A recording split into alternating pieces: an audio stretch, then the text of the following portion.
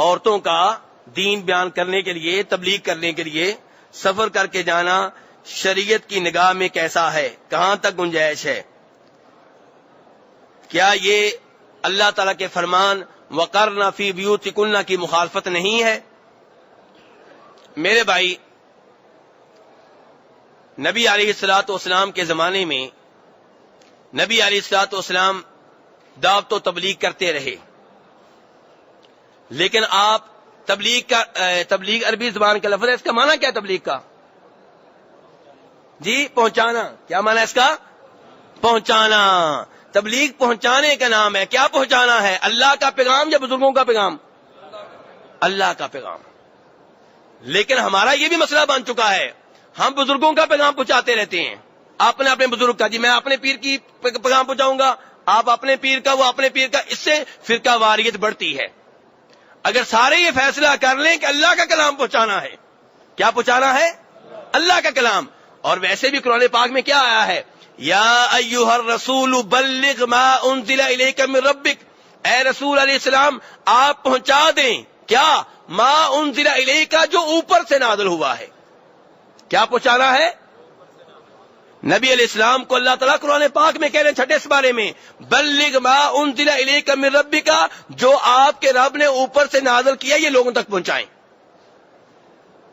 کیا ہم اسی کی تبلیغ کرتے ہیں؟ نہیں، ایسا نہیں ہوتا.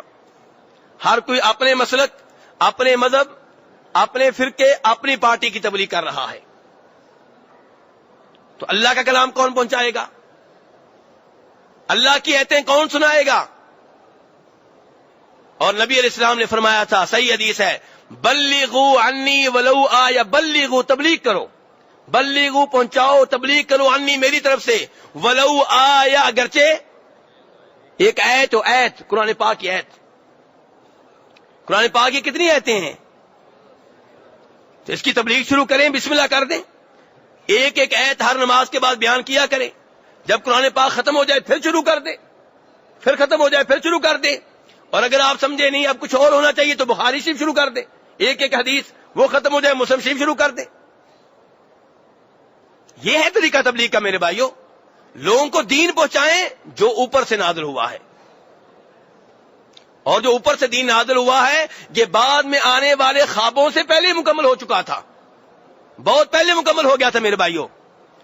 اور پھر تبلیغ کرنے کے لیے جائیں تو آپ کے پاس علم ہو، کیونکہ اللہ تعالیٰ کیا فرماتے ہیں؟ قل ھذہ سبیلی ادعو الی اللہ علی بصیرۃ انا ومن اتبعنی. یہ میرا راستہ ہے. نبی اسلام فرما رہے ہیں یہ ہے میرا راستہ. کیا راستہ ہے جی؟ ادعو الی اللہ، میں لوگوں کو اللہ کی طرف بلاتا ہوں. کیسے؟ علی بصیرۃ، علم کی روشنی میں. ومن اتبعنی، میرے پیروکار بھی ایسے ہی ہیں. نبی اسلام فرما رہے ہیں میرے پیروکار بھی علم کی روشنی میں تبلیغ کرتے ہیں.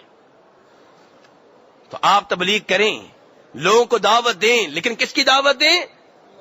اللہ کے قرآن کی دعوت دیں، اللہ کی طرف بلائیں. اپنی پارٹی کی دعوت نہیں، اپنے فرقے کی نہیں، اپنے مسلک کی نہیں، اپنے مذہب کی نہیں. ہر کوئی دعوت دے اللہ اور اللہ کے رسول علیہ الصلوۃ والسلام کی.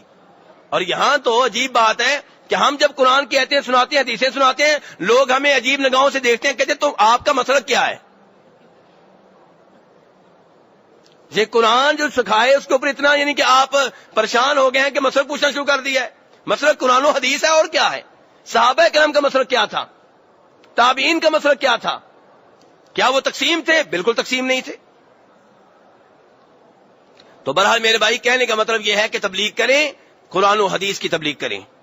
اور باقی رہا مسئلہ عورتوں کا، تو نبی علیہ السلام کے زمانے میں نہیں ایسا دیکھنے میں آیا، حدیث میں ایسا کچھ نہیں ملتا کہ عورتیں نکلی ہوں، کسی اور شہر کا سفر کیا ہو تبلیغ کرنے کے لیے.